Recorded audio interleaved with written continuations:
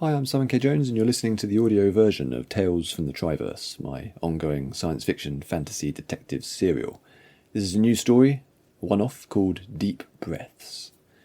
And previously, all you need to know is that the old SDC gang are back together and on a mission to acquire the lost journal of Cainamor, the original creator of the Triverse portals. Space, 2550, March, Earth time.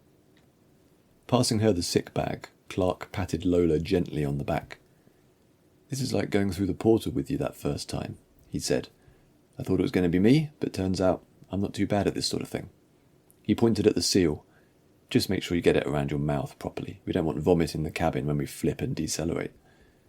He smiled apologetically at Lola's new friend, Yana, who they'd only been introduced to moments before returning through the portal.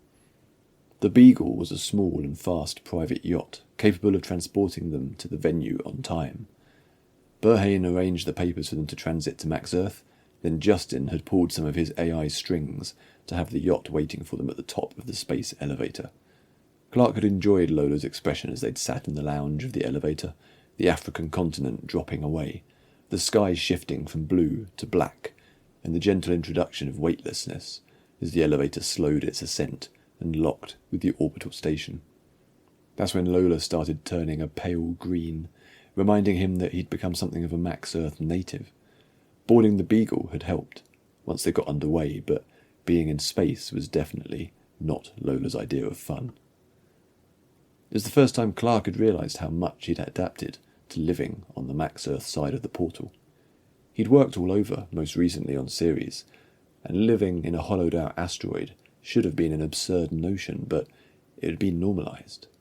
What he considered ordinary had shifted, and he wondered how far he'd travelled from the boy that had grown up in London back in the 1910s, selling newspapers and saving his pocket money for sweets from the corner shop. He'd always known about Max Earth, but it had been a far-off place that may as well have been made up. Yet here he was, on his way to the moon. Most passenger ships were long and slim, looking not unlike multi-storey buildings with rockets strapped to one end. The larger public cruise ships were the size of skyscrapers. Ferries intended for short hops would be half a dozen floors. The Beagle was for private use, and was therefore far smaller, designed for pleasure and comfort rather than mass transport. Kaminsky was investigating the bar, which housed a wide array of pre-packaged sandwiches and quick-cook meals. There was no crew to speak of on their trip. It was easier not to have people asking awkward questions, and so he was free to rummage through every cabinet. "I'm going to eat everything that's in here," he declared, grinning at Chakraborty. The gang was back together again, most of them, at least. The floors of the ship were angled so as to benefit from the thrust of the Archimedes engine as it propelled them towards their destination. While the ship was under acceleration, its passengers experienced the impression of gravity and could move about as they might on Earth, other than during the flip, which would point the engines in the opposite direction for the second half of the journey. There was a chime, and the doors to the lift opened, revealing a young man dressed in a pilot's uniform. Chakraborty glanced over at Clark, concern on her face. "I thought there was no flight crew." The pilot didn't only look young, he appeared to be entirely unblemished. Max Earth clearly had the technology to make more convincing automata, but the design preference seemed to reside in the slightly uncanny and overly perfect. Perhaps it was to maintain a discernible difference between them and humans, a remaining gap, no matter how small, as if to make a point. Or perhaps it was the quantum AIs making the choice, to create the illusion of servitude, to lessen the perceived threat. "Greetings, everyone," the pilot said, with a jovial flourish. "It is I, Justin." As Clark had expected, or more accurately had hoped. Justin walked across the room, acknowledging each of them in turn. They seemed especially pleased to see Chakraborty and Kaminsky. How pleasant to meet, when not being shot at. Justin stopped before Clark and gave a tilt of the head. "Frank Holland is not on board." "He decided to sit this one out," Clark said, shrugging. In truth, he'd seen the fear in the man's eyes. He'd come a long way, had given up his life for them 5 years ago, but this was one favour too many. They'd left him drinking in the bar in Addis on mid-Earth, Detective Burhane sat on a stool beside him. The back of Holland's jacket was the last Clark had seen of him. "I see." Justin paused, their eyes distant for a moment, then smiled at Clark. "We beat on boats against the current, borne back ceaselessly into the past." Justin took a breath, an entirely unnecessary affectation, then turned to address Lola and her guest. "Lola Stiles, it is very good to see you again." She looked up with bleary eyes. "Oh, hi, Justin. Last time we were on a flying ship together, the Koth ambassador nearly died." "The food here is entirely safe," Justin said. "You won't find any overly ambitious and ill-informed chefs aboard the Beagle." "Please don't talk about food." She leaned back into the bag while gesticulating in Yana's general direction. "Yana, Justin, he's an AI. Clark?" While Lola continued to make unpleasant retching noises, Clark explained that Yana was there to make sure they tracked down the correct artifact. He'd only met the woman earlier that day, so had little to say by way of introductions. "Kanemor's lost journal," Justin said. "How fascinating. This is information even I do not have access to, which implies it has never been digitized or uploaded. Most unusual." Kaminsky sat down on a nearby couch, rummaging ineptly in a bowl with a pair of chopsticks. "Why are you here, Justin? On board, I mean." "I chartered the ship and have been piloting it remotely. I've been here since we left Earth.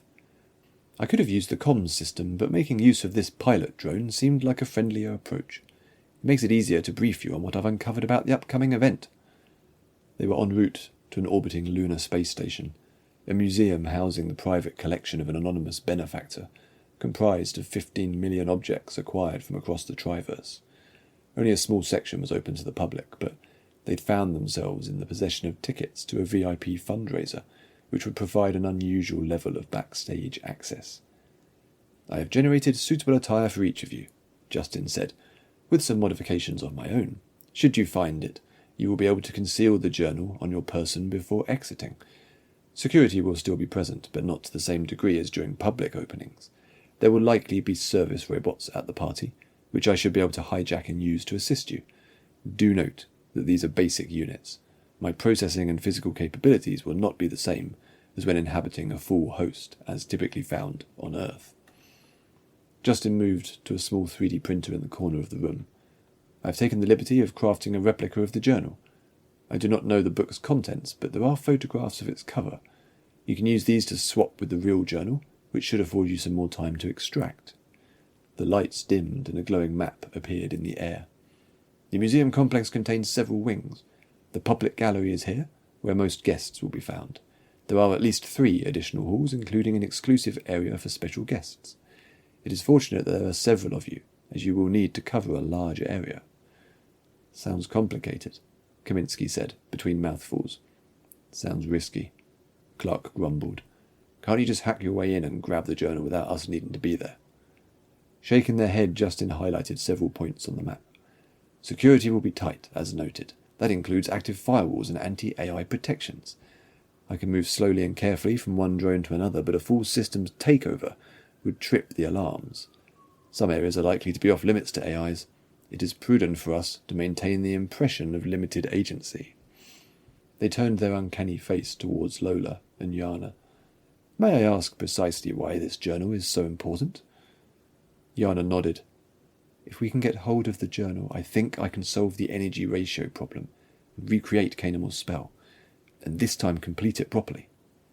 Kaminsky raised his hand. "For the uninitiated, what does that actually mean?" "It means I'll fix the inert London portal connecting Palinor directly to Max Earth. It'll change everything. Mid-Earth London will no longer be the central hub to the Triverse. It could shift the tide of the war back home." "No AI has successfully visited Palinor," Justin said. "Travelling first to Mid-Earth and then to Palinor through 2 portals causes catastrophic battery degradation and immediate shutdown. It's possible that eliminating one of the portals and enabling transit directly from Max Earth to Palinor will make it possible for me to reach Palinor for the first time." "Fascinating. Yana, please, tell me more about this challenge." Clark grunted and pinched the bridge of his nose. Fancy parties weren't really his thing, but at least it was for a good cause. thanks for listening. You can leave comments, find many more stories set in the Triverse, and get a lot more stuff over on the newsletter at simonkjones.substack.com. Thanks for listening, and I'll see you next week.